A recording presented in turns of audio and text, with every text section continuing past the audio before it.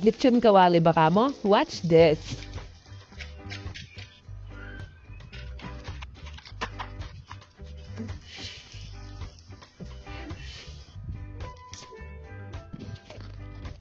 Yan, baboy 1 kilo. Bawang sibuyas, laurel, asin at paminta, patis, suka. Pangtanggal ng lansa, takpan at palambutin. Kung malambot na, hanguin na natin at palamigan. After nyo, tusuk-tusukin ang balat, tsaka natin pahidan ito ng asin. Ayan, tsaka natin papahidan ng suka, makakatulong ito sa pagpapakristi. Babad sa may yelo para tumugas-sumit ang aking baboy. Tsaka natin ihiwain ng ganyan.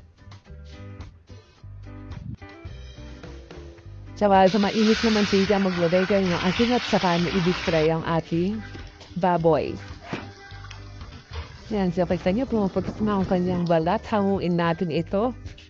Tapos i-prito ulit. Double fry ang ginawa natin dyan. So ayan, kapag ganyan na ang kanyang texture at kulay, okay na yan. Hiwain natin after lumamig. After nating hiwa-hiwain, mag-iinit ulit tayo ng mantika. At ipiprito natin para naman pantay ang kanyang pagkaprito. O diba? Ang ganda ng kulay yan. Luto na.